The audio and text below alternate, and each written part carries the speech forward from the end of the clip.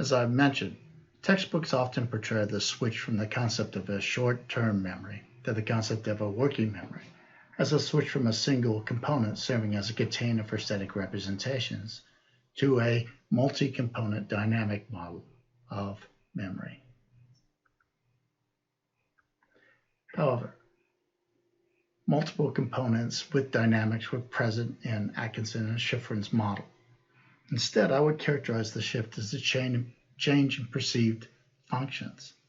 Short-term memory functions as a single limited capacity store for information during conscious problem solving and as a gateway to long-term memory.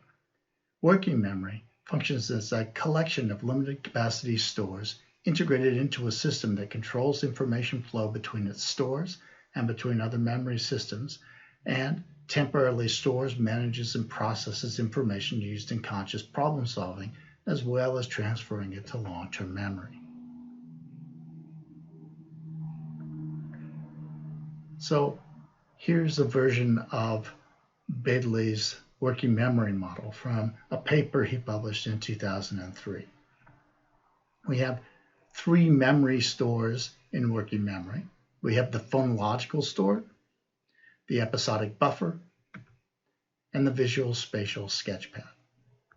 In addition, we have a central executive. And the central executive manages information within these stores and between them. It also indicates when information should be maintained through processes that are specific to the kinds of stores. So in the case of the phonological store, information has to be maintained through articulatory rehearsal by repeating it over and over again.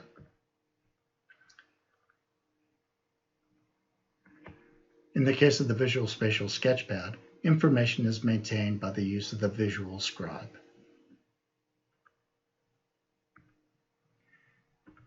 Information then gets transferred from working memory into long-term memory in the form of visual semantics, episodic long-term memory, or linguistically encoded declarative memories. Let's look at each of the components in turn now. The central executive directs flow among components and between long-term memory when that flow from working memory to long-term memory isn't habitual. It directs attention to specific information, it suppresses distractions, it inhibits inappropriate information and inappropriate actions, it coordinates processing for a task, and it coordinates between tasks when multitasking. Just as an aside, nobody is actually good at multitasking, even though many people think that they are. It simply overwhelms working memory. When we turn to the memory stores, the episodic buffer facilitates transfer between long-term memory and working memory. It transfers and translates information between the phonological loop and the visual spatial sketchpad into its own multimodal representation of scenes and episodes, and it's used as a sort of general sketchpad for problem solving.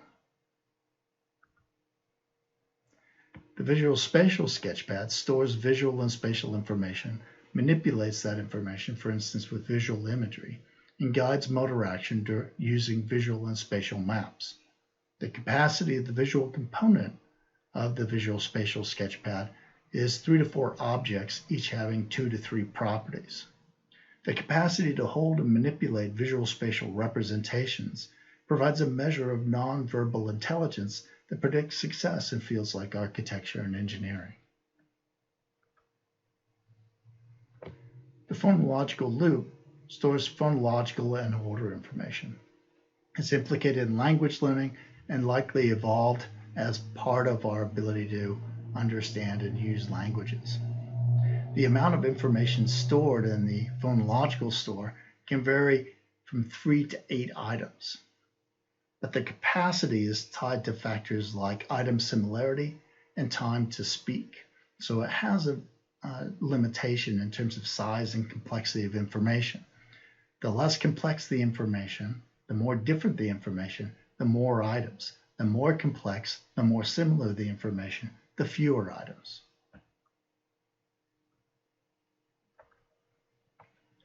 Baddeley's model has those 3 information stores: the visual spatial sketchpad, the episodic buffer, and the phonological store. That central executive then acts to control the flow of information into these stores, as well as to transfer information between stores. Memory in each store is constantly decaying and must be maintained by rehearsal. This rehearsal can be conscious when commanded by the central executive or unconscious. The rehearsal process in the visual store is called the visual scribe, also sometimes called the inner scribe. The phonological store has the rehearsal process referred to as articulatory rehearsal. Articulatory rehearsal, again, doesn't have to be consciously or overtly rehearsing something, but you do have to rehearse it by going over it and over it. In addition to controlling the flow of information into working memory and within working memory, the central executive also controls processes that operate on that information. Baddeley focuses primarily on processes for the phonological store. Baddeley designates the collection of these processes, including articulatory rehearsal, together with the phonological store, the phonological loop.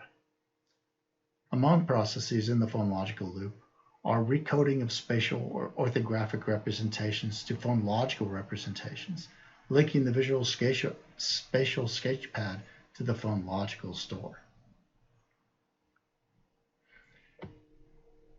These are diagrams from that same Baddeley paper, indicating areas of the brain that are implicated in the particular elements of his model of working memory. So CE here indicates the central executive. The central executive is located in both hemispheres in the frontal cortex here. Articulatory rehearsal, AR, can be found in the left hemisphere, right here, roughly in the lower part of Brodmann's area, and up here in the secondary motor cortex. It's also found down here in the cerebellum. The inner scribe or visual scribe, IS, can be found here up at the top of Wernicke's area and at the bottom of Wernicke's area, but only on the right-hand side, as well as back here at the emergence of the where-how pathway. The phonological store, located here in Wernicke's area, only on the left hemisphere side of the brain. And the visual cache, or the visual spatial sketchpad, is located in both projection directions off of the primary visual cortex coming out of V1. On the right hemisphere is projecting onto the motor. On the left hemisphere is projecting onto the where pathway, the inferior temporal lobe. In our next lecture, we'll talk about those mechanisms for memory formation and consolidation, and then we'll talk about the long-term memory systems.